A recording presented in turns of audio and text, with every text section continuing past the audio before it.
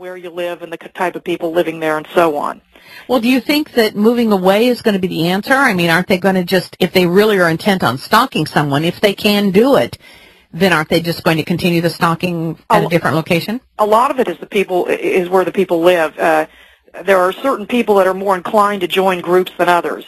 Certain nationalities and ethnic groups are very, they have that tribal instinct.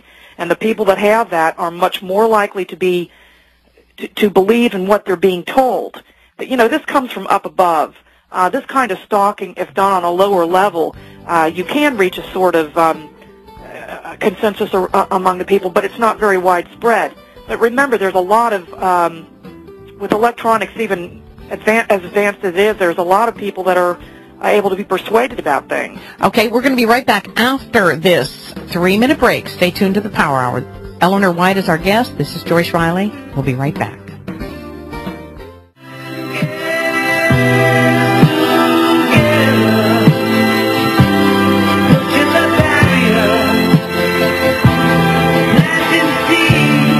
Welcome back to the Power Hour, ladies and gentlemen. Now, we don't play any mind games here. This subject of stalking, a lot of people will not put it on the air. A lot of people don't want to discuss it on the air because, well, it makes them look kind of strange if they discuss something that is controlling people that we cannot see. I don't know if it's real or not, but I am concerned that there is the equipment to do this. I do know there is a black box that can do this. And very interestingly enough, let me go back to our guest, Eleanor White. Eleanor, you recall this man who kidnapped the young girl, impregnated her twice in Nevada, and kept her a prisoner for 17 or 18 years. He said he had a black box that it told him what to do. Do you find that this could possibly be related to what we're talking about here?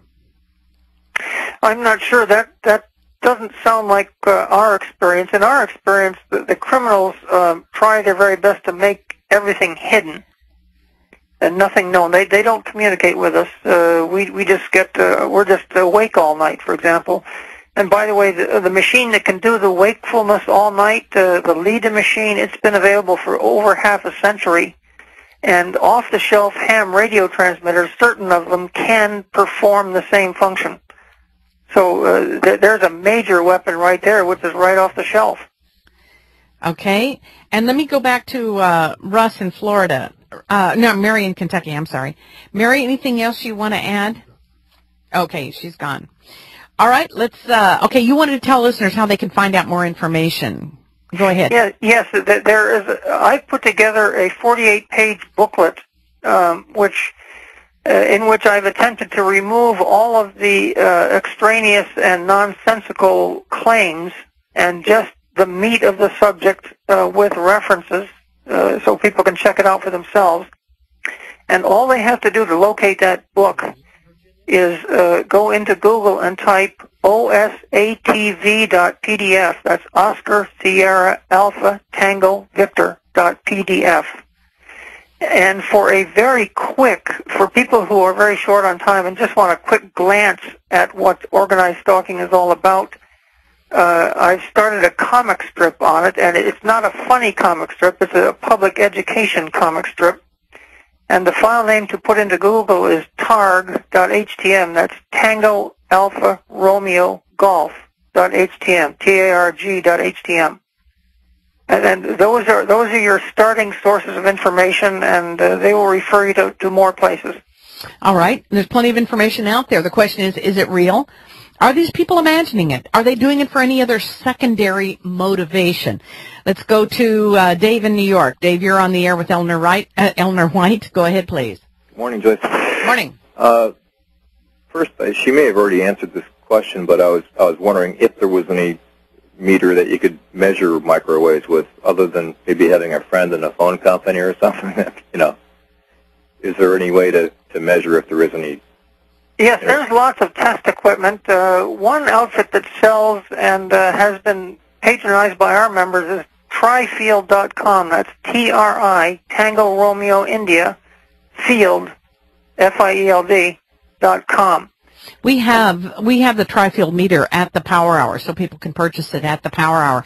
They're using this on television a lot right now on the paranormal shows. Okay, can I just add one more thing? Mm-hmm. Okay, and this is not necessarily a cure-all, but I would suggest also that anybody or everybody stay away from negative people. You don't have to be around negative people, and if you get in a group or just stay with people that are positive. Okay, thank you very much for the phone call. Good advice for anyone. Dave in New York, thank you very much for the phone call. Annette in West Virginia, Maureen in Virginia, you're up next with our guest, Eleanor White. Stay tuned. We'll be right back. 1 minute, 10 seconds. That's all we're going to be gone. Joining us, we are entering the third hour already, Josh. Where did it go? Thank you for joining us on the Power Hour. We're taking your questions and comments regarding electronic stalking. I don't know. Is it real? Is it not? Are these people imagining something? Or could this be one of the cruelest things that could be done to a human being? That's what Eleanor White says. It's changed her life. She is an engineer by trade. She understands a lot of the mechanics behind something that would take place like this.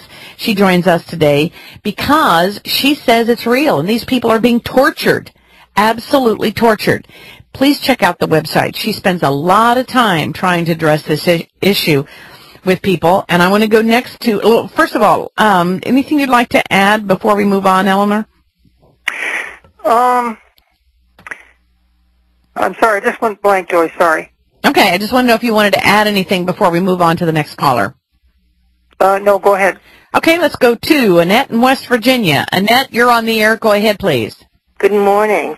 I'd like to verify that I've been a target for several decades, and in 1985, that was acknowledged in Europe when I had been under terrible torture for a year and a half with whatever it was that was vibrating. And then in 1993, the San Francisco Police Commission acknowledged that I had been under illegal surveillance when they found evidence of it in a file while they were investigating the ADL. And it's continued. I get, besides all the strange calls, but I had a sound weapon attack after last Christmas.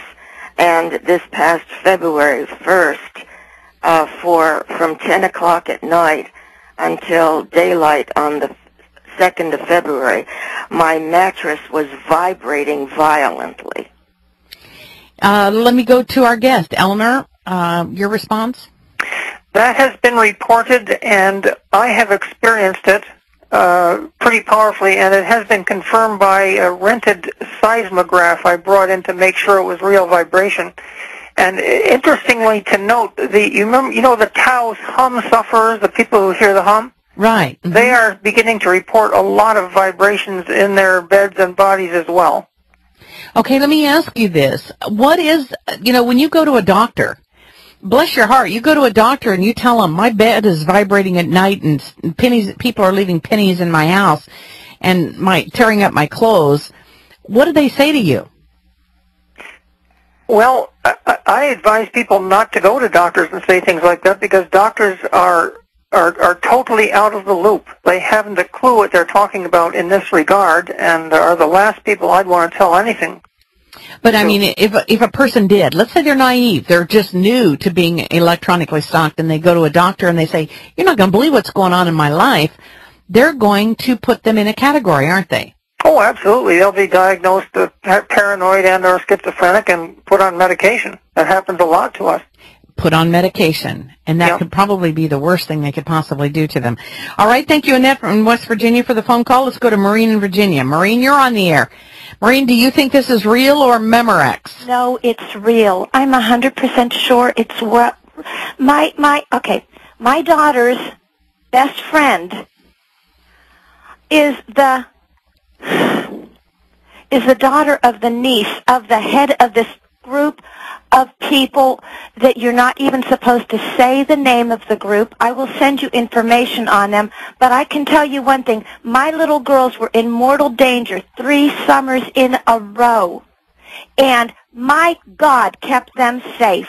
They were in possession of these people. These were people that we knew. These were people from Sullivan's Island, South Carolina, and Isle of Palm, South Carolina. Okay, stay right there. Stay right there. We'll be right back after this 3-minute break with Maureen in West Virginia. Stay tuned to the Power Hour, ladies and gentlemen. We'll be right back, and our guest is Eleanor White. This is Joyce Riley.